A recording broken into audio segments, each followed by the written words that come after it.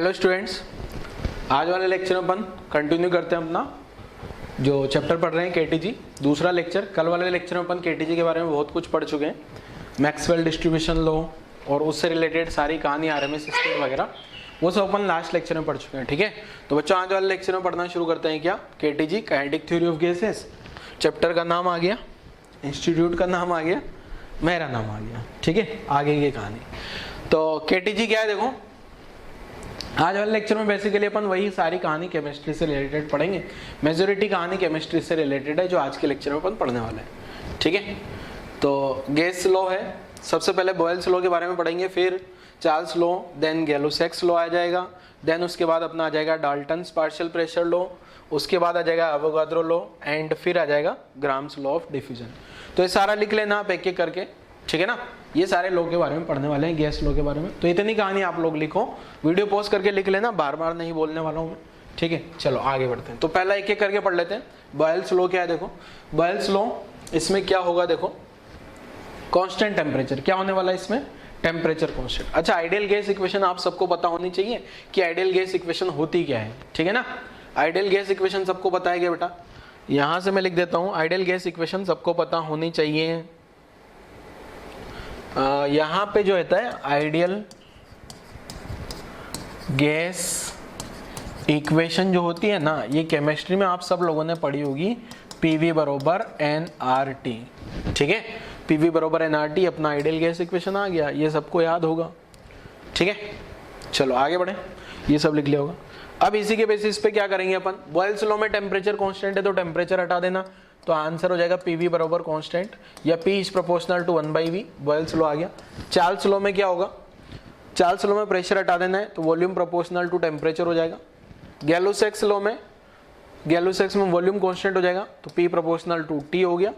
Avogadro law अभी समझाते हैं, ये बाकी तीनों लॉ। ठीक है, ये बेसिक तो ये है। पहले वाले में इसमें क्या कांस्टेंट होता है, इसमें टेम्परेचर कांस्टेंट है, टेम्परेचर कांस्टेंट है, इसमें प्रेशर कांस्टेंट है, इसमें वॉल्यूम कांस्टेंट है। ठीक है, ये पता होना चाहिए आपको। नेक्स्ट,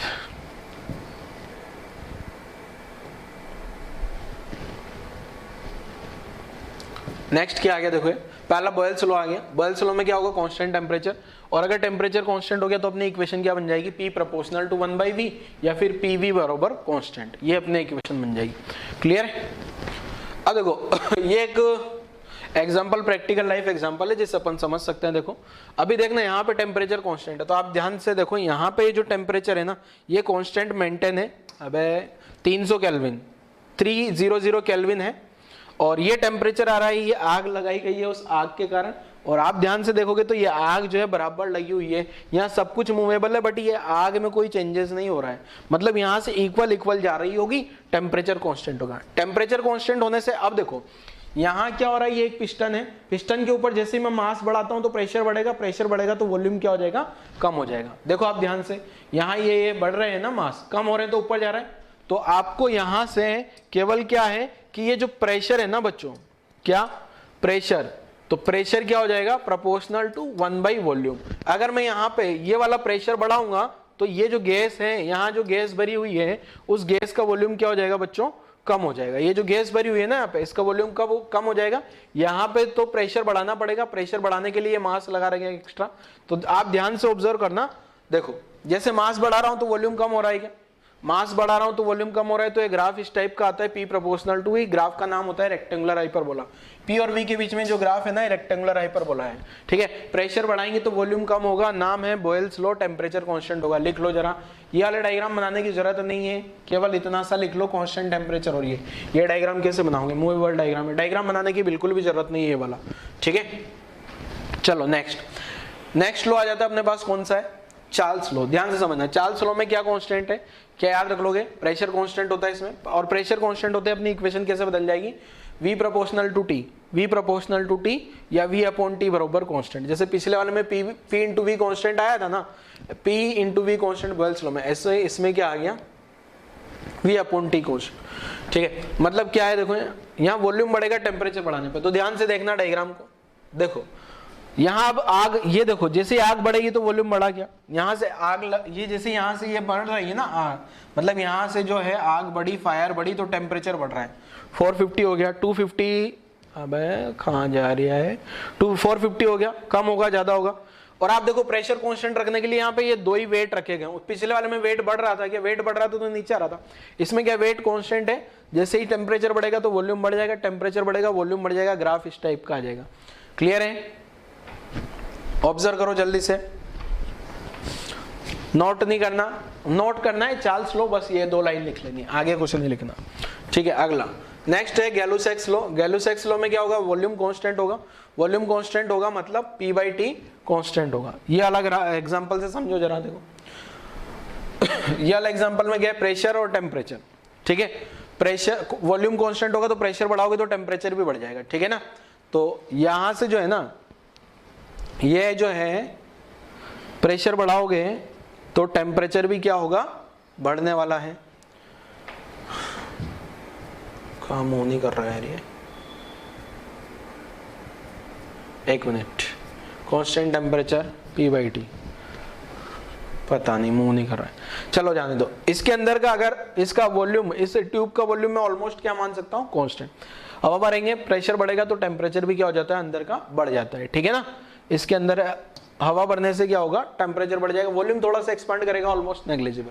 ठीक है, गैलो-सैक्स लॉ लिख लेना है। ठीक है, नेक्स्ट आ जाता है अपना कौन सा बेटा, Dalton's partial pressure law. Dalton's partial pressure law क्या है पहले समझा देता हूँ।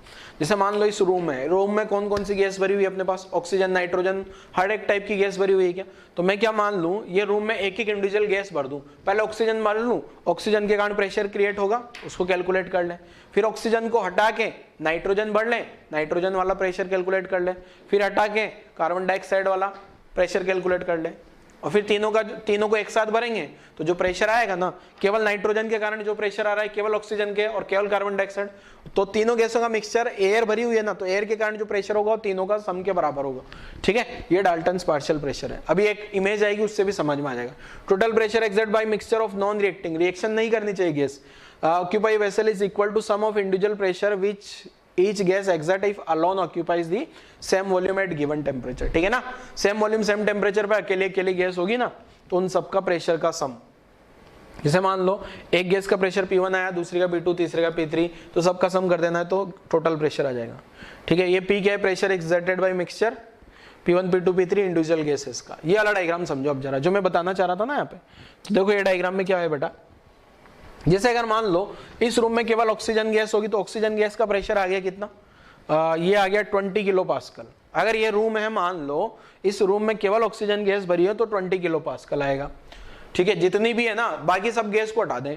अगर नाइट्रोजन कंसीडर कर लूं तो 78, आपको पता है नाइट्रोजन का वो ज्यादा होता है ना, नाइट्रोजन कितना परसेंट है, नाइट्रोजन का परसेंटेज कंटेंट भी ज्यादा है, ऑक्सीजन का कम है। आर्गन, हाइड्रोजन, कार्बन डाइऑक्साइड ये थोड़ा कम कम होती है, ये पानी की फॉर्म में जो है ना, वेपर की फॉर्म में आ गई, इनका बहुत कम कम है, ये देखो जरा।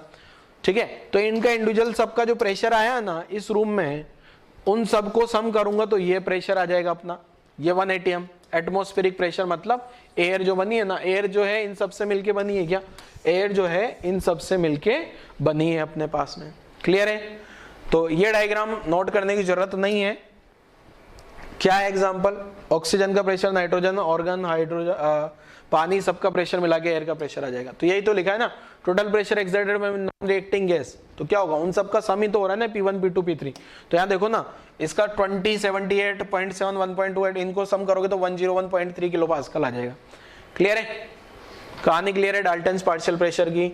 अब आप यहाँ प्रेशर भी देख सकते हो, इसका जो नीडल है कम है, इसका थोड़ा ज्यादा है, इसका तो बहुत कम बहुत कम बहुत, पर इन तीनों में यहाँ एयर का सबसे ज्यादा आ रहा है, एयर वाली नीडल सबसे ज्यादा पे है। ठीक है ना बच्चों, क्लियर है, तो ये डाल्टन्स पार्शियल प्रेशर हो गया।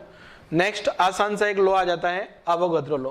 अवोगाद्रो लॉ क्या बोलता है, देखो ये बहुत आसान है। अगर मान लो सेम टेम्परेचर है, क्या है, same temperature, same pressure and same volume, ये अगर सब कुछ सेम है ना तो नंबर ऑफ मॉलिक्यूल भी सेम होगा, then number of gas molecule also same, number of gas molecules also same, ठीक है, यही अपना अवोगाद्रो लॉ हो गया। तो same condition of same temperature same pressure, और भले गैस इक्वल वॉल्यूम हो, गैस अलग हो सकती है कोई दिक्कत नहीं, तो सबका मोल क्या होगा, सबके नंबर ऑफ मॉलिक्यूल सेम होंगे, ठीक है ना। नंबर ऑफ मॉलिक्यूल सेम होंगे मतलब एन भी सेम होगा। मतलब ये जो पीवी बरोबर एनआरटी है ना बेटा अपना, ये जो पीवी बरोबर एनआरटी है, इसमें अगर इसको कांस्टेंट कर दें, इसको कांस्टेंट कर दें, इसको कांस्टेंट कर दें, तो बेचारा एन भी तो कांस्टेंट ही होने वाला है ना, चाहे गैस कोई सी भी हो जाए, कोई फर्क नहीं पड़ रहा। क्लियर है। मान लो दो कंटेनर है, ये कंटेनर और ये कंटेनर, एक जैसे कंटेनर दिख रहे हैं क्या, वॉल्यूम सेम हो गया, ये रूम टेम्परेचर पे है और ये भी रूम टेम्परेचर पे है, यहाँ का प्रेशर 1 atm कर दिया, यहाँ का प्रेशर भी 1 atm कर दिया, तो इसमें जो भी मोल होंगे ना N2, इसमें जो भी मोल होंगे N1, वो N1 बराबर N2 होगा। मतलब दोनों में बराबर बराबर मोल होंगे, और बराबर बराबर मोल है तो बराबर बराबर मॉलिक्यूल्स भी होंगे। क्लियर है कहानी, नोट कर लो जरा, ठीक है। नोट कुछ नहीं करना, खाली यही करना है बस, ये एक ही लाइन नोट करनी, ठीक है। टेम्परेचर सेम होगा, वॉल्यूम सेम होगा, प्रेशर सेम होगा, तो नंबर ऑफ मॉलिक्यूल भी सेम होंगी। चलो अगला लो, ये सब लिख लेना आप वीडियो पोस्ट करके, ठीक है। ये आसान आसान है, सारी केमिस्ट्री में भी आपने पढ़े हैं, कैसे क्वेश्चन सोल्व करने हैं वो मैं आगे बताता हूँ, ठीक है। एक rate of diffusion gram slow होता है, तो जो रेट ऑफ डिफ्यूजन होती है, जो डिफ्यूजन रेट होती है ना, डिफ्यूजन रेट, तो ये होती है प्रोपोर्शनल टू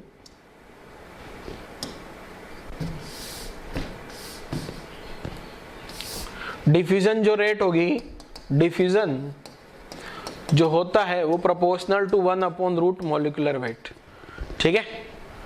ये तो नोट कर लो, ग्राम्स लॉ ऑफ डिफ्यूजन याद होने चाहिए, बस आसान आसान से लॉ हैं ये, ज्यादा कुछ काम आने वाले नहीं है फिजिक्स में।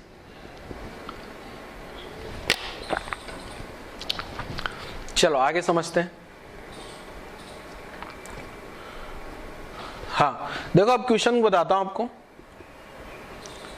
अरे यार देखो क्वेश्चन कैसे सोल्व करने हैं, ध्यान से देखना। देखो एक तो जो आइडियल गैस इक्वेशन है ना, आइडियल गैस इक्वेशन में पीवी इक्वल टू एनआरटी मैंने आपको पूरा का पूरा समझा दिया, ठीक है। अब एक तो क्वेश्चन आते हैं ग्राफ के, एक तो क्वेश्चन आते हैं अपने कैसे ग्राफ राफ से रिलेटेड। तो मैं ग्राफ बनाने के लिए एक बार और आपको सिखाता हूं, ट्राई करता हूं, तो आप लोगों को भी थोड़ा सीखना है बच्चों। तो ग्राफ थ्योरी क्या है देखो,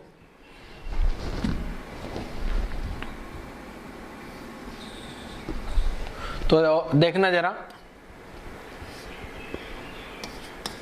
ग्राफ कैसे सीखना है, ठीक है। तो पहला तो दो देखो, मैं पूरे कोऑर्डिनेट ज्योमेट्री पे नहीं जा रहा, जो मैंने पहले समझा था, सिंपल यहां पे बेसिक मैथ समझा रहा हूं।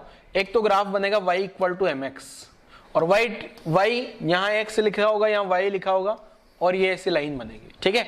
यहां m को बोला जाता है slope of line, slope of line, ठीक है। क्लियर है। कम से कम इतना सा तो याद रख लो यार, कुछ ही जरूरत नहीं है। और जिसको पूरा पता है ना, कोई दिक्कत नहीं है, ये स्ट्रेट लाइन ग्राफ है। ये कौन सा ग्राफ है अपना, स्ट्रेट लाइन। ये जो पहला ग्राफ पढ़ा है ना, ये है अपना स्ट्रेट लाइन, स्ट्रेट लाइन का ग्राफ आ गया है, ठीक है। क्लियर है। तो नोट लगा के लिख लेना है, नोट, और नोट में क्या पढ़ रहे हैं अपन, ग्राफ। दूसरा graph rectangular hyperbola, rectangular hyperbola. ये दो ग्राफ बार बार बनते हैं यहाँ पे। रेक्टेंगुलर हाइपरबोला क्या बनता है बेटा, देखो y प्रोपोर्शनल टू 1/x दिया होगा ना, जैसे बॉयल्स लॉ में आया था क्या। तो ये वाला जो ग्राफ है ना, वो इस टाइप का बना देना है। मतलब x बढ़ेगा ना, x बढ़ेगा, जैसे इधर इधर इधर इधर जाने पे x बढ़ रहा है तो y कम हो रहा है, और x का वैल्यू कम होगा तो y बढ़ेगा, ठीक है। यही दो ग्राफ अपने यहाँ पे पूरा केटीजी खत्म हो जाएगा दो ही ग्राफ में, ये दो ही करवाते हैं बराबर। तो मुझे पता है आपको सब कुछ भूल गए होंगे, तो एटलीस्ट ये दो ग्राफ पढ़ लो। इसके अलावा बहुत सारे ग्राफ पढ़ाए थे मैंने, पैराबोला, एलिप्स, सर्कल, जाने दो सबको, कोई काम नहीं है। दो एटलीस्ट याद करो आप लोग।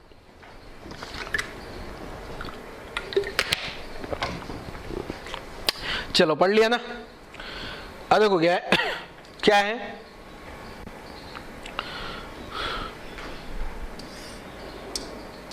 अब मैं ग्राफ बनाना सिखाता हूं आपको। देखो ग्राफ किस टाइप से बनाना है। पहला क्वेश्चन, जैसे आपको बोल दिया जाए question, draw given curve,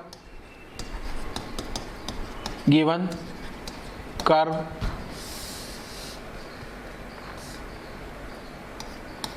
draw given curve for Boyle's law. अपन जो ग्राफ बना रहे हैं बॉयल्स लॉ के लिए बना रहे हैं, ठीक है। और ग्राफ किस किस के बीच में ध्यान रखना, पहला ग्राफ यहां वॉल्यूम है, यहां वॉल्यूम है और यहां टेम्परेचर है।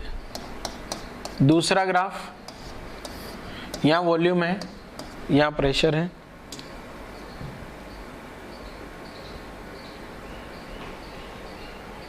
अरे यार ये क्या है मुसीबत। हाँ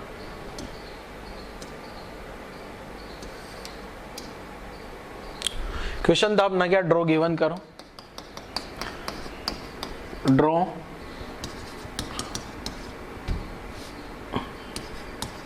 given curve for Boyle's law, ठीक है। तो इसमें जो फर्स्ट वाला ग्राफ ड्रॉ करना था ना बेटा आपने, यहाँ टेम्परेचर था, यहाँ वॉल्यूम था। सेकंड वाला जो ग्राफ में मैंने यहाँ लिखा होगा, यहाँ वॉल्यूम है, यहाँ प्रेशर है। थर्ड वाला जो ग्राफ है उसमें कौन सा बच गया, पीटी, यहाँ प्रेशर है और यहाँ टेम्परेचर है, ठीक है। तो देखो मैं ग्राफ बनाना सिखा रहा हूं आपको और ध्यान से देखना जरा, ठीक है। ग्राफ बनाना सिखा रहा हूं और ध्यान से देखिएगा बेटा। देखो किस टाइप से ड्रॉ करना है आपको। पहला वाला क्वेश्चन सोल्व करना शुरू। पहले तो आपको ये पता होना चाहिए कि बॉयल्स लॉ में होता क्या है। बॉयल्स लॉ इसका मतलब क्या, टेम्परेचर कांस्टेंट होने वाला है। अब अगर टेम्परेचर कांस्टेंट है ना तो यहां पे तो डायरेक्ट टेम्परेचर ही बोल दिया है क्या, तो ये जो टेम्परेचर है डायरेक्ट कांस्टेंट हो जाएगा, इस टाइप का ग्राफ हो जाएगा। इस लाइन पे पूरा आगे बढ़ूंगा तो क्या हो रहा है, टेम्परेचर बदल नहीं रहा है। ऐसे ये जो थर्ड वाला ग्राफ है, थर्ड वाला ग्राफ भी बड़ा आसानी से आ जाएगा। थर्ड वाले ग्राफ में भी टेम्परेचर कांस्टेंट है क्या, तो थर्ड वाला ग्राफ ये इस टाइप का आ गया, टेम्परेचर कांस्टेंट। क्लियर है। अरे टेम्परेचर नहीं बदल रहा है ना बच्चे, तो ये ग्राफ आ गया कैसा, तो ऐसे ग्राफ तो समझ लिया करो यार। टेम्परेचर ये लाइन पे अगर आप देखोगे तो ये लाइन पे वाई कोऑर्डिनेट सेम है क्या, टेम्परेचर वाला, ठीक है। अब ये वाला ग्राफ कैसे समझना है, ये सेकंड वाला ग्राफ, ये थोड़ा आपको समझना पड़ेगा। ऐसे ग्राफ में क्या करो, पहले P की जगह तो आपने लिख लिया y एंड V की जगह आपने लिख लिया x, तो PV बरोबर nRT होता है क्या बेटा, तो P की जगह तो आ गया अपना y, V की जगह आ गया अपना x equal to n constant, r constant, temperature constant, तो ये तो कांस्टेंट आ गया क्या, और x proportional to y constant आ गया बेटा। तो आपको पता होना चाहिए ये तो कौन है, पैराबोला, रेक्टेंगुलर पैराबोला आंसर हो जाएगा, ठीक है। नोट कर लो जरा, अपना आंसर हो जाएगा क्या, रेक्टेंगुलर पैराबोला। क्लियर है बेटा। चलो अगला क्वेश्चन आ जाएंगे। नेक्स्ट क्वेश्चन क्या होगा, देखो ध्यान से देखना बच्चे ना। नेक्स्ट वाला क्वेश्चन ये नोट करो पहले वीडियो पॉज करके। अगला जो है इसको मिटा देता हूं मैं पहले।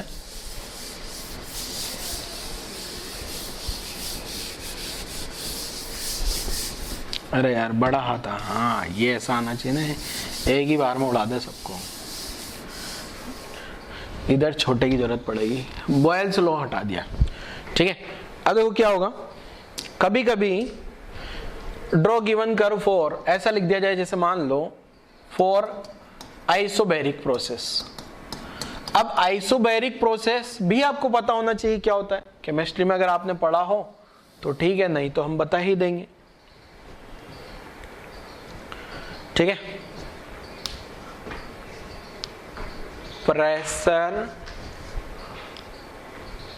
प्रेशर कांस्टेंट होता है इसमें, आइसोबैरिक में क्या कांस्टेंट होगा, प्रेशर, ठीक है।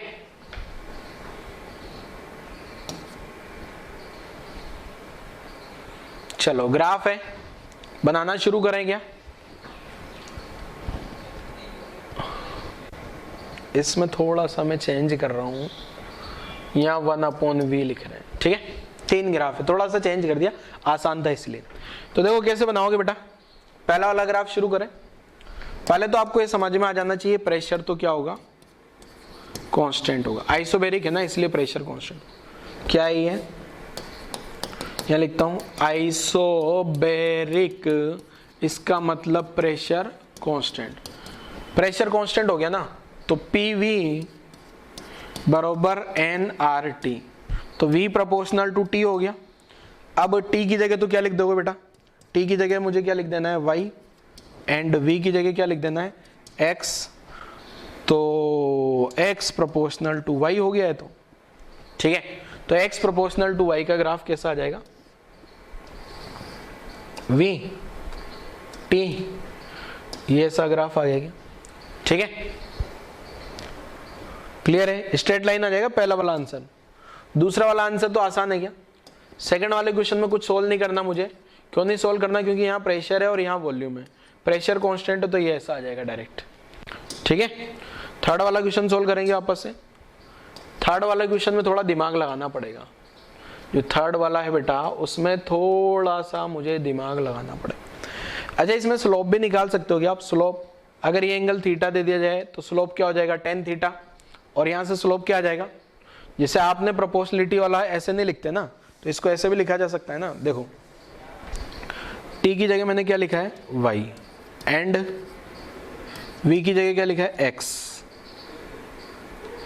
तो p x n r y, तो y बरोबर क्या आ गया p अपॉन n r,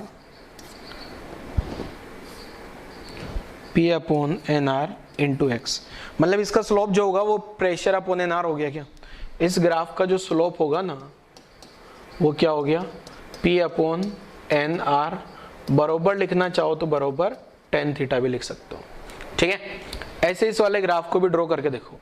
यहाँ पे आपको 1 अपॉन वी को क्या पुट कर लेना है y, एंड t को क्या पुट कर लेना है x, तो 1 अपॉन वी y है तो y की जगह 1 अपॉन, उल्टा कर दें v की जगह 1 अपॉन y, तो PV बरोबर nRT होता है क्या, तो P 1 upon y n r x, तो यहाँ आ गया constant constant constant 1 upon y proportional to, यहाँ आ गया y प्रोपोर्शनल टू 1/x। ठीक है, मतलब जो ग्राफ होगा ना ये t और 1 अपॉन v के बीच का जो ग्राफ होगा वो ऐसा रेक्टेंगुलर हाइपरबोला होगा। रेक्टेंगुलर हाइपरबोला क्यों है, यहाँ से ये इक्वेशन से पता लग रहा है ना, तो ये वाला ग्राफ ऐसा वाला बना देना है, जगह नहीं थी यहाँ पे तो वहां बना दो। क्लियर है, क्लियर है ग्राफ बेटा। अगला वाला एक और ग्राफ बना लेंगे। नेक्स्ट प्रोसेस कौन सा बचता है, नेक्स्ट प्रोसेस कौन सा बचता है, आइसोथर्मल। चलो मैं उसको पूरा का पूरा ही लिखता हूं वापस से, वीडियो पॉज करके यहां तक की कहानी लिखना आप लोग।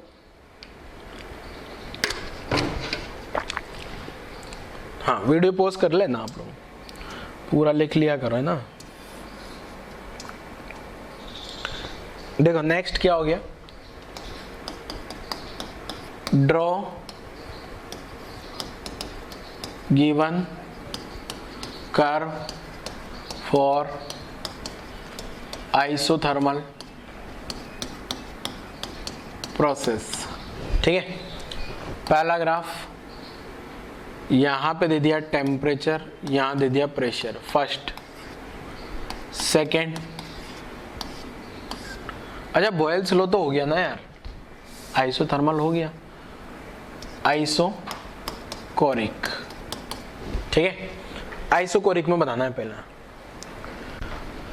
यहां वॉल्यूम यहां प्रेशर, थर्ड यहां 1 अपॉन P, यहां 1 अपॉन T। ठीक है, चलो बना, अब खुद से बना के देखो जरा, ये वाले ग्राफ खुद से ड्रॉ करके देखो बेटा, खुद से ड्रॉ करके देखिए जरा किस टाइप से ये ग्राफ बन रहे हैं आपका। वीडियो पॉज करो, ड्रॉ करो जल्दी से, देखो क्या होगा। मैं ड्रॉ करके बताता हूं। पहला वाला फर्स्ट वाले ग्राफ में मुझे ड्रॉ करना है आइसोकोरिक, मतलब वॉल्यूम कांस्टेंट होगा, तो PV बरोबर nRT। P की जगह लिख देना है मुझे y एंड T की जगह मुझे लिख देना है x। तो y into V equal to N R into X, y आ गया N R upon V into X. तो ये जो ग्राफ आएगा ना, टेम्परेचर, प्रेशर, ये सा ग्राफ आ जाएगा और इस ग्राफ का स्लोप होगा एन आर अपॉन वी। इस ग्राफ का ये एंगल थीटा है ना, तो स्लोप क्या लिख दूंगा, टेन थीटा बराबर एन आर अपॉन वी। ठीक है, चलो अगला क्वेश्चन। यहाँ पे तो वॉल्यूम कांस्टेंट डायरेक्ट दिख रहा है क्या? सेकंड वाले में आइसोकोरिक मतलब वॉल्यूम कांस्टेंट होगा, तो प्रेशर वॉल्यूम ऐसा ग्राफ आ जाएगा क्या डायरेक्ट? ठीक है, थर्ड वाला ग्राफ बना के देखते हैं जरा बेटा। थर्ड वाले ग्राफ में क्या होगा, देखो 1 अपॉन पी की जगह तो मैं क्या लिखने वाला हूँ, y, एंड 1 अपॉन टी की जगह क्या लिखने वाला हूँ, x। तो यहाँ p क्या हो गया 1 अपॉन y एंड t क्या हो गया 1 अपॉन x। क्लियर है? ठीक है, तो pv बराबर nRT है क्या अपना? तो p की जगह क्या लिखा मैंने 1 अपॉन y एंड v बराबर nr, t की जगह क्या लिखा है 1 अपॉन x। तो यहां से सिंप्लीफाई करने पे क्या आ रहा है, देखो बच्चे, y बराबर v upon nr into x, cross multiply कर दिया मैंने ना, तो ये तो स्ट्रेट लाइन बन गया क्या बेटा? क्या अगेन जो है यहाँ एक यहाँ जो है ना, यहाँ लिखा अपन ने 1 बाई टेम्परेचर और यहाँ लिखा है 1 बाई प्रेशर, ये स्ट्रेट लाइन ग्राफ, ये स्लोप। तो स्लोप को क्या लिख दूंगा, स्लोप बराबर टेन थीटा बराबर v अपॉन एन आर। ठीक है, नोट कर लो जरा, ये इस टाइप से ग्राफ बनेंगे। जरूरी नहीं है वो डिवाइड में है, डिवाइड में तो रेक्टेंगुलर हाइपरबोला ही बन जाए। ठीक है, अपना दिमाग नहीं लगाना है, जो प्रोसेस मैंने बताया ना वही प्रोसेस को फॉलो करके आपको आंसर निकालना है। ठीक है, नोट कर लो जरा यहां तक की कहानी, नोट करो बच्चों जल्दी से।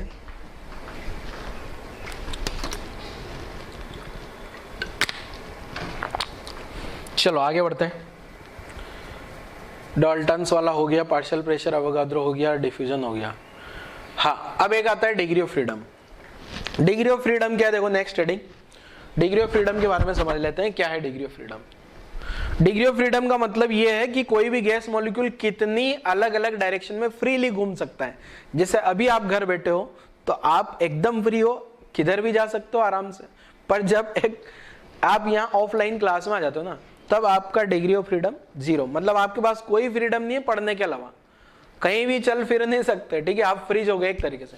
तो गैस मॉलिक्यूल के लिए क्या है, देखो डिग्री ऑफ फ्रीडम का मतलब कोई भी गैस मॉलिक्यूल रैंडमली कितनी डायरेक्शन में अलग अलग मूव कर सकता है, ट्रांसलेटरी, रोटेटरी या वाइब्रेशन, अलग अलग टाइप के मोशन। तो लिखा है देखो मैंने यहाँ, total number of independent coordinate which must be known to complete specify the position and configuration of dynamic system is known as degree of freedom. कोई मतलब नहीं है डेफिनेशन याद करने का, मतलब समझना है कि है क्या चीज। तो डिग्री ऑफ फ्रीडम जो है ना अपने पास, डिग्री ऑफ फ्रीडम ये 3 टाइप का हो जाता है बेटा, पहला ट्रांसलेटरी, दूसरा रोटेटरी, तीसरा वाइब्रेशनल। ठीक है, ये तीसरा भी आ गया वाइब्रेशनल।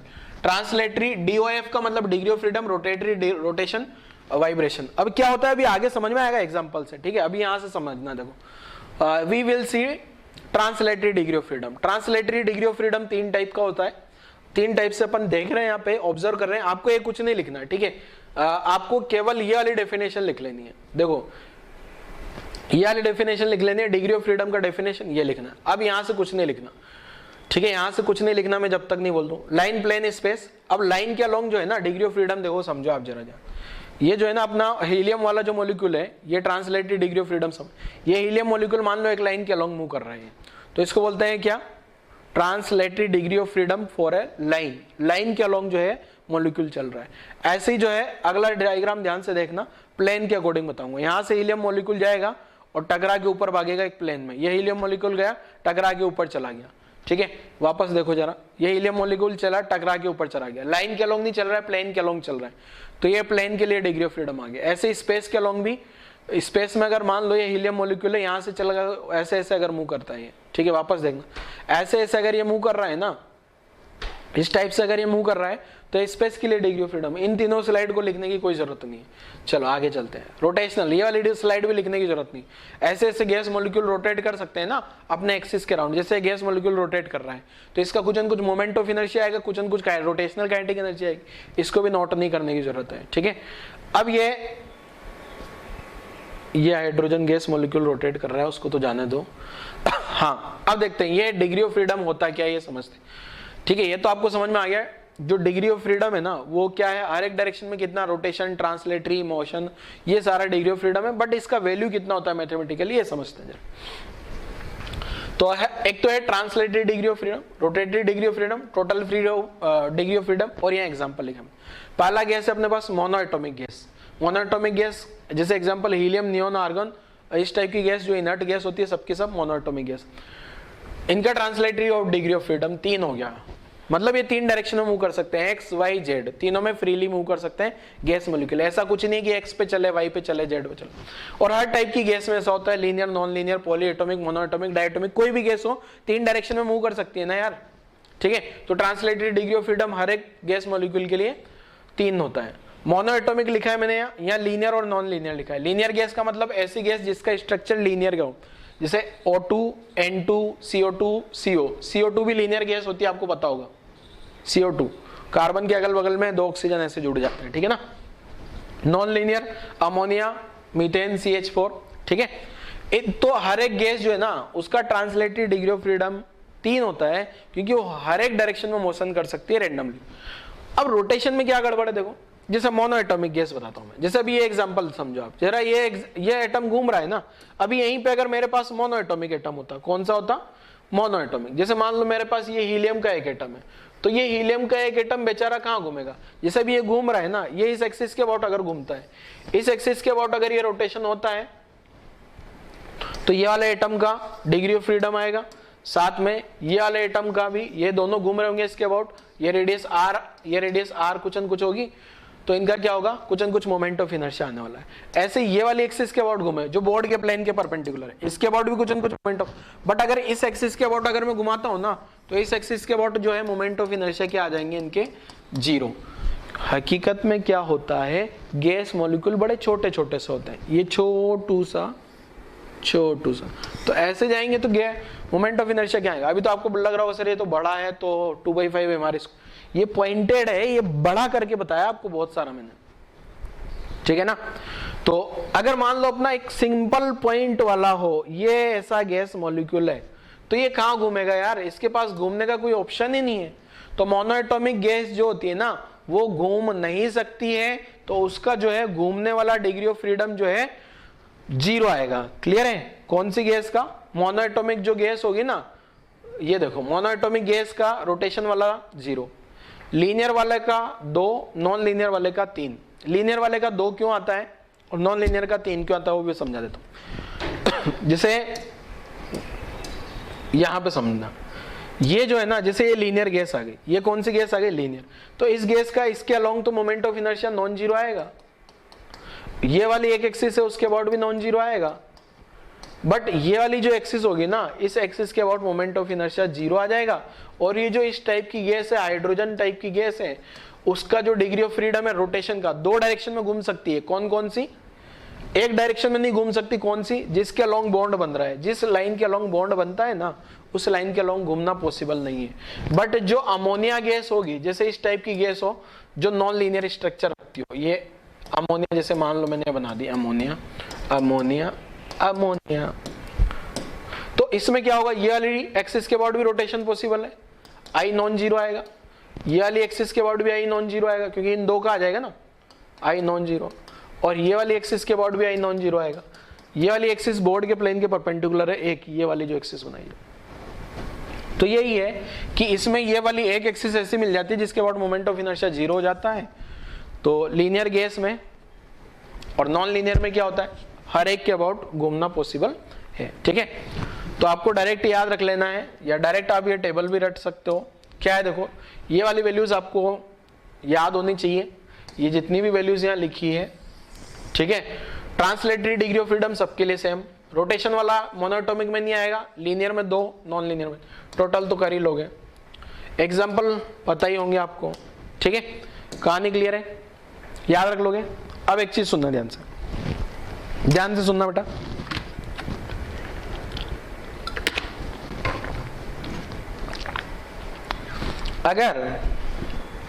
अगर आपको बोल दिया जाए क्या,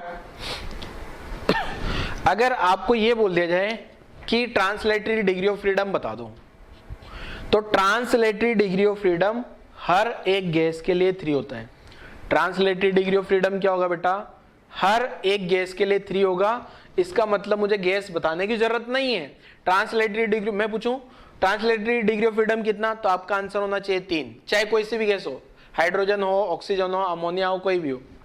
बट अगर मैं बोलता हूं रोटेशनल डिग्री ऑफ फ्रीडम बता दो, तो आप बोलोगे कौन सा, सबका अलग अलग है, 0, 2, 3। सर गैस का नाम बताओ। अगर मैं बोलता हूं हाइड्रोजन, हाइड्रोजन बोले तो H2, H2 यहां आ जाएगा क्या लीनियर में, तो रोटेशनल वाला हो गया 2। मैं बोलता हूं अमोनिया, मीथेन, तो आंसर हो जाएगा 3, ठीक है। मतलब translatory degree of freedom gas के नेचर पे डिपेंड नहीं कर रहा, कोई सी भी गैस हो, कुछ भी हो, कोई फर्क नहीं पड़ रहा, पर rotatory degree of freedom depend करेगा, और रोटेटरी डिपेंड करेगा तो टोटल भी डिपेंड करेगा। क्लियर है, कहानी याद रहेगी, मतलब टोटल डिग्री ऑफ फ्रीडम, ठीक है। अगला एक और पॉइंट याद रखना, एट वेरी हाई टेम्परेचर, अगर टेम्परेचर बहुत ज्यादा हो जाए 5000 केल्विन, 10000 केल्विन ऐसा, तो 2 degree of freedom additional add कर देने हैं वाइब्रेशनल वाले। बट जो वाइब्रेशनल वाले ऐड होंगे लीनियर और नॉन लीनियर में होंगे ओनली, ठीक है। At very high temperature consider additional 2 vibrational degree of freedom only applicable for linear and non linear gas molecule. ऐसा क्यों है देखो समझाता हूं।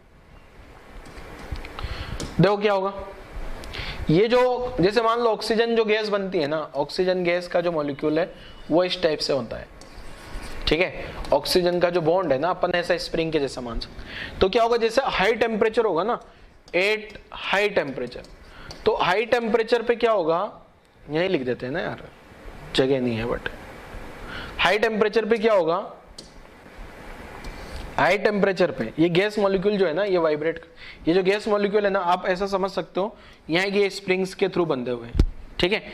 अब जैसे टेम्परेचर बढ़ाऊंगा ना, तो ये स्प्रिंग वाले मॉलिक्यूल जो है ना, ये वाइब्रेट करने लगेंगे, ऐसे ऐसे ऐसे वाइब्रेट करने लगेंगे। कब, हाई टेम्परेचर पे,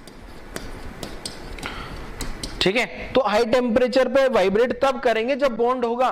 क्या मोनो एटॉमिक गैस हो हीलियम टाइप का, उसमें तो कोई बॉन्ड ही नहीं है, तो वो कहां से वाइब्रेट करेगी। अब जब ये वाइब्रेट करेंगे ना, तो इसमें एडिशनल 2 एनर्जी और आ जाएगी, एक इसकी काइनेटिक एनर्जी, स्प्रिंग वाला जो बॉन्ड है ना, इसका काइनेटिक एनर्जी, और एक इसका पोटेंशियल एनर्जी। तो उसके कारण क्या होगा, 2 vibrational degree of freedom additional और कंसिडर करने पड़ेंगे आपको। बट ये वाइब्रेशन कब पॉसिबल है, जब बॉन्ड हो मॉलिक्यूल्स में।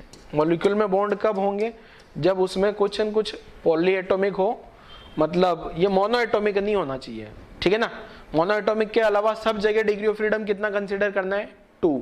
कौन सा वाला, वाइब्रेशन वाला। वाइब्रेशन वाला कब कंसिडर करना होता है, हाई टेम्परेचर। लिखा है देखो, पढ़ो जरा इस लाइन को, नीचे वाली लाइन शायद दिख नहीं रही होगी, पता नहीं विजिबिलिटी कैसी आ रही इसकी, मैं पढ़ के बता देता हूँ। At very high temperature consider additional 2 vibrational degree of freedom, ठीक है, और only applicable for linear and non linear gas molecules, ठीक है। चलो आगे बढ़ते हैं। नेक्स्ट आता है Maxwell law of equipartition of energy, heading लिख लो। अच्छा पुरानी ये टेबल बना लेना, इंपॉर्टेंट है ये टेबल, बड़ी इंपॉर्टेंट है ये, ठीक है।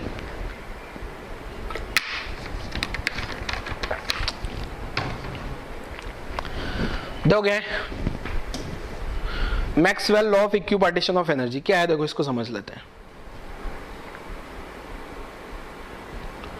मैक्सवेल इक्विपार्टीशन ऑफ एनर्जी क्या है, देखो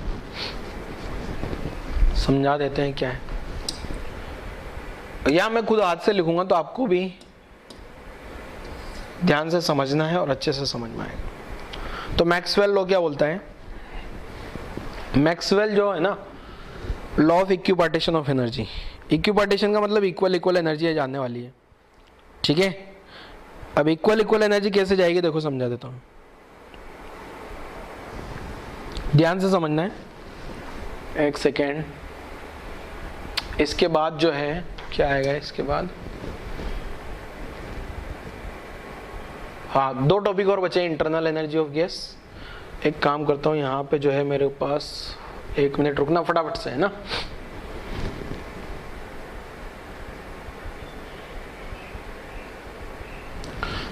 हेडिंग क्या हो जाएगा अपना, Maxwell law of equipartition of energy. Heading तो लगा ही लिया होगा ना आपने, क्या, मैक्सवेल लॉ ऑफ इक्विपार्टीशन। तो मैं लिखता हूं जरा, क्या देखो,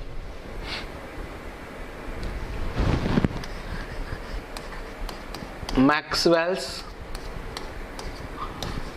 लॉ ऑफ इक्वी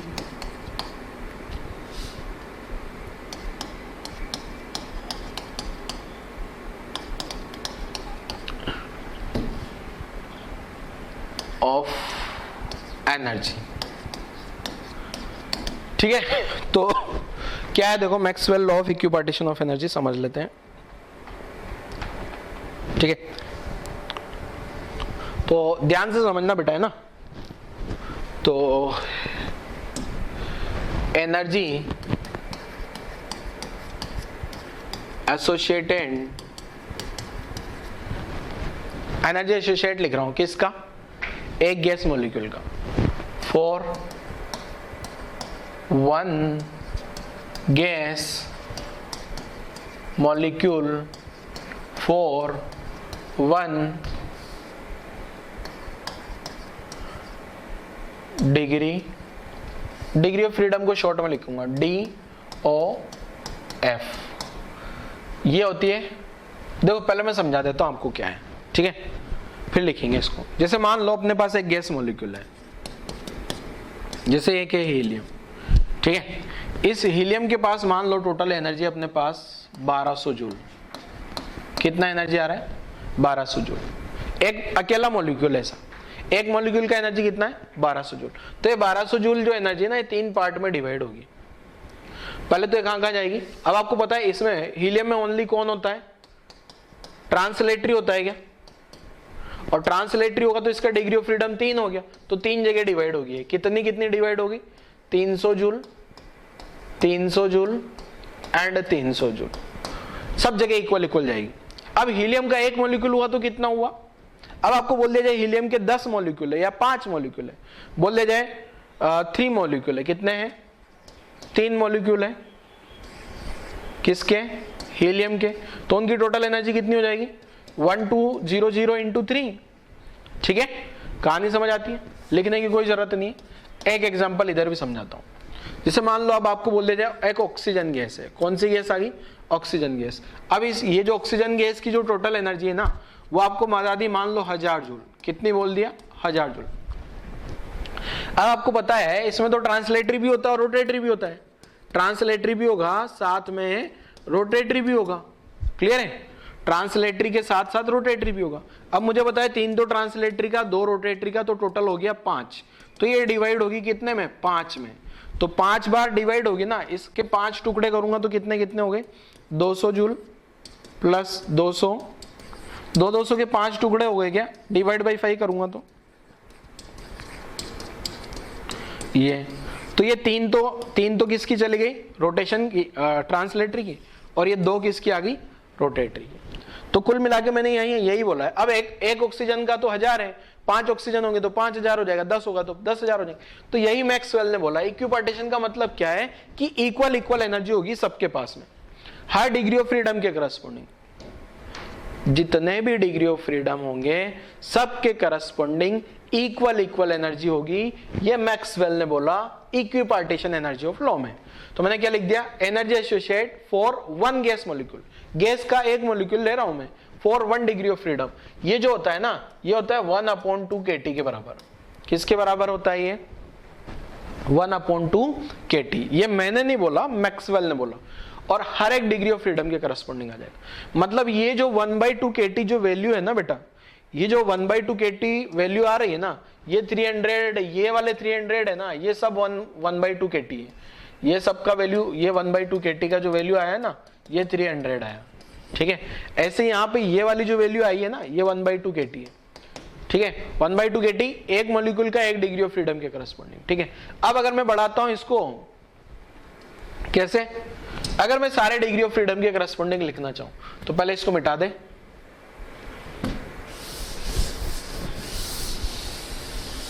अगर मैं हर एक डिग्री ऑफ फ्रीडम, सारे डिग्री ऑफ फ्रीडम का लिखना चाहूं तो क्या करूंगा, energy associated for one gas molecule for all degree of freedom. तो मैं क्या करूं, डिग्री ऑफ फ्रीडम का मल्टीप्लाई कर देते हैं बस, 1/2 kT into degree of freedom. ठीक है। अच्छा ये जो पहले जो है ये लिखा है ना, ये 1/2 kT लिखा है, तो T तो क्या है यहाँ पे, टेम्परेचर ऑफ गैस है। T क्या है, टेम्परेचर ऑफ गैस है, एंड साथ में K क्या है, R/Na, जिसको क्या बोलते हैं अपन, बोल्ट्जमैन कांस्टेंट। Boltzmann constant. ठीक है, लास्ट लेक्चर में भी समझाया होगा मैंने, बोल्ट्जमैन कांस्टेंट R/Na होता है। R का वैल्यू मैंने बताया था 25/3 MKS में। ठीक है। Energy associated for one gas molecule, हर एक डिग्री ऑफ फ्रीडम। यहाँ ये जो F आया है ना, इस F को क्या बोला जाता है बेटा, degree of freedom. Degree of freedom for gas, degree of freedom for gas का डिग्री ऑफ फ्रीडम लिख देना है। अच्छा मैंने एक मॉलिक्यूल की जगह सारे के सारे मॉलिक्यूल का लिखना हो तो क्या हो जाएगा, देखो, energy associated for all gas molecules. अगर मैं सारे के सारे मॉलिक्यूल्स का लिखना चाहूं सारी के सारे डिग्री ऑफ फ्रीडम के क्रॉस, तो मैं क्या करूंगा, 1/2 kT इंटू F, ये तो पहले ही था, इंटू मल्टीप्लाई कर दूं किससे, इंटू क्या कर दूं बेटा, number of gas molecule.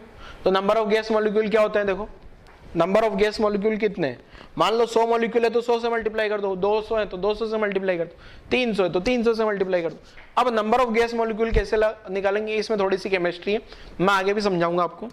n क्या है, मान लो नंबर ऑफ मोल है, number of mole, and Na जो है ना, ये आपका आ गया मान लो एवोगाद्रो नंबर। ठीक है। तो नंबर ऑफ गैस मॉलिक्यूल कितने हो जाते हैं, n इंटू Na, ये पता है आपको, n इंटू Na क्या हो जाता है, नंबर ऑफ गैस मॉलिक्यूल। मतलब नंबर ऑफ मोल को अगर मैं Na से मल्टीप्लाई कर दूं, एक मोल है तो कितने हो जाएंगे, 6.022 इंटू 10⁻23, इतने गैस मॉलिक्यूल हो जाएंगे। ठीक है। तो सारे गैस मॉलिक्यूल की जो एनर्जी आई है वो कितनी आ गई, 1/2 kT into F into N into Na।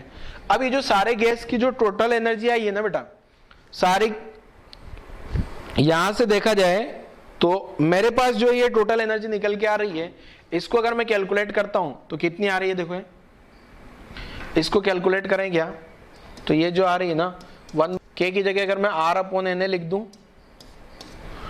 T F N into Na, Na से Na गायब, तो ये जो निकल के आती है ना, ये आती है F/2 nRT, और इसको अपन एक नया नाम देंगे, इंटरनल एनर्जी ऑफ गैस। क्या नाम देंगे इसको, इंटरनल एनर्जी ऑफ गैस। ये जो निकल के आई है ना बच्चे, आप एक काम करो, यहां तक लिखो, पहले यहां तक की कहानी लिखो। देखो मैं इसको क्या करने वाला हूं आपको बताता हूं, छोटू छोटू इधर गया, और ये यहीं सोल्व करूंगा। ये आ गया 1/2 K की जगह क्या लिख दिया मैंने, R/Na into T into F N Na, Na ने Na को मार दिया, तो फाइनल आंसर आता है F/2 nRT। ठीक है, क्या आंसर आ गया, F/2 nRT। नोट कर लो जरा।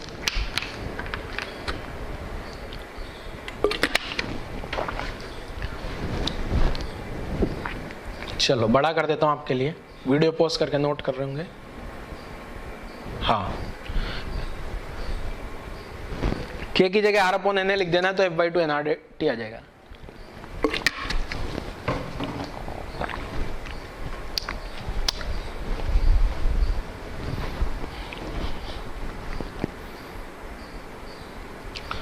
चलो आगे बढ़ते हैं। देखो नेक्स्ट क्या है बच्चों,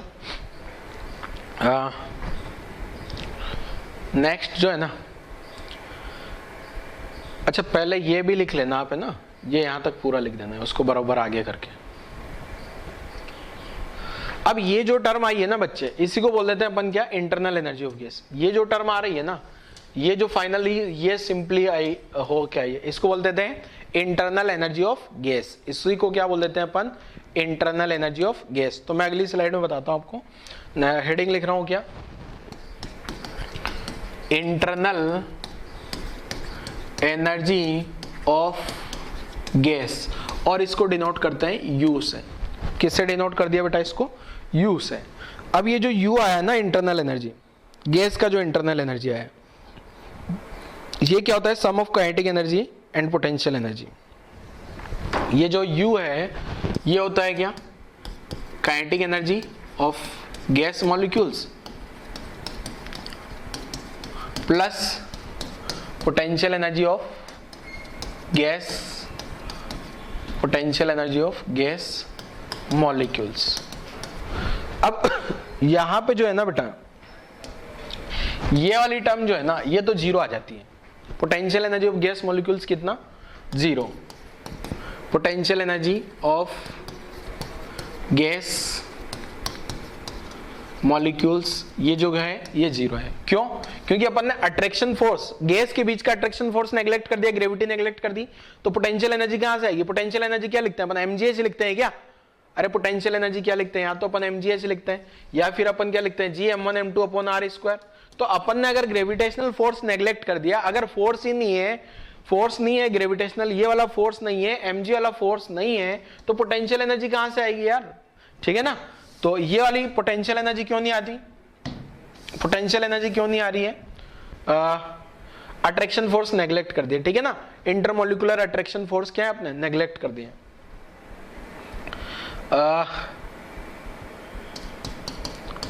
इंटर मॉलिक्यूलर अट्रैक्शन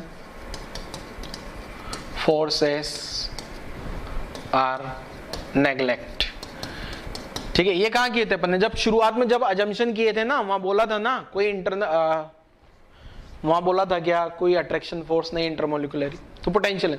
तो ये जो यू आ रहा है ना बेटा, ये क्या हो जाएगा, पूरा का पूरा ही काइनेटिक एनर्जी, ठीक है ना। ये जो यू है, वो जो इंटरनल एनर्जी यू है, ये क्या हो जाएगी, पूरी की पूरी काइनेटिक एनर्जी ऑफ गैस के बराबर हो गई।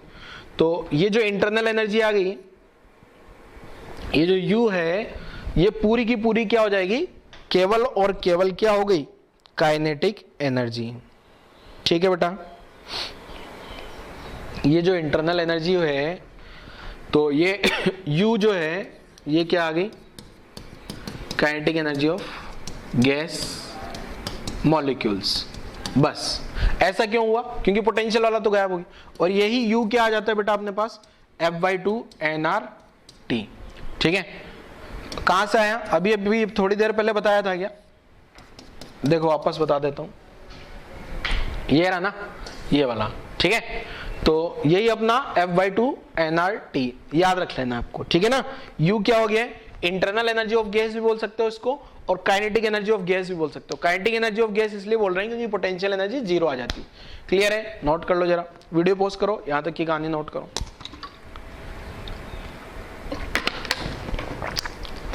वीडियो पॉज करके यहां तक की कहानी नोट कर डालो बेटा जल्दी से। चलो और आगे बढ़ते हैं। अब ये जो है ना U जो आ गया अपने पास, क्या आ गया, F/2 nRT।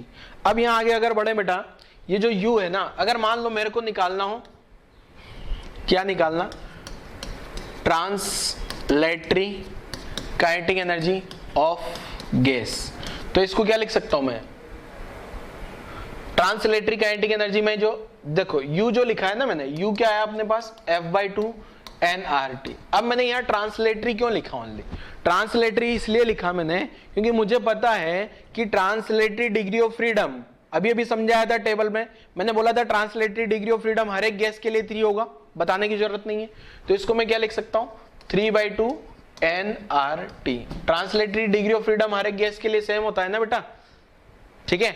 अगर मुझे काइनेटिक एनर्जी चाहिए, टोटल काइनेटिक एनर्जी, तो टोटल काइनेटिक एनर्जी चाहिए ना, अगर मुझे क्या चाहिए, टोटल काइनेटिक एनर्जी। अगर यहां ऐसा लिखा होता टोटल काइनेटिक एनर्जी, तो यहां क्या लिखना होता मुझे, अगर यहां टोटल काइनेटिक एनर्जी है ना, तो यहां F/2 लिखना होगा, यहां क्या लिखना होगा, F/2। अगर मुझे चाहिए कौन सी, translatory kinetic energy of gas, तो मुझे पता है F की जगह 3/2 लिखा जा सकता है, 3/2 nRT। ठीक है, अब आपको आइडियल गैस इक्वेशन पता है क्या? आइडियल गैस इक्वेशन, तो आइडियल गैस इक्वेशन से क्या लिखा जा सकता है? PV बराबर nRT। तो यहां से ये जो ट्रांसलेटरी काइनेटिक एनर्जी लिख रहा हूं ना, तो इसको क्या लिखा जा सकता है? बोलो जरा, translatory kinetic energy for ideal gas off, अगर यहाँ आइडियल गैस भी लिख दिया जाए तो आइडियल गैस के लिए आपको पता है PV बराबर nRT होता है, तो इसको 3/2 PV लिखा जा सकता है क्या? तो अगर मैं इसको ऐसा बोलूं आपको, translatory kinetic energy of ideal gas per unit volume, क्या बोल दिया? पर यूनिट वॉल्यूम, मतलब वॉल्यूम से अगर डिवाइड कर दूं तो ये क्या आ जाएगा? 3/2 P आ गया क्या? तो ध्यान रखना है, क्वेश्चन पूछा गया है एग्जाम में, रटना नहीं है, रटोगे तो भूल जाओगे। क्या कि translatory kinetic energy per unit volume क्या होता है? कोई सी भी गैस के लिए सेम होगा क्या? हर एक गैस के लिए सेम होता है ना, 3/2 P, बस खाली गैस के प्रेशर पे डिपेंड करेगा। गैस का प्रेशर अगर सेम होगा तो यहां से पूरी कैलकुलेशन समझनी, mathematics, translatory kinetic energy of ideal gas per unit volume, ये क्या आ गया अपने पास? 3/2 P। नोट कर लो जल्दी से बच्चे, यहां तक की कहानी नोट करो जल्दी से, वीडियो पॉज करो, कहानी नोट करो। चलो नेक्स्ट क्या है देखो, नेक्स्ट जो है ना, नेक्स्ट अब एक टर्म आती है इंटरनल एनर्जी।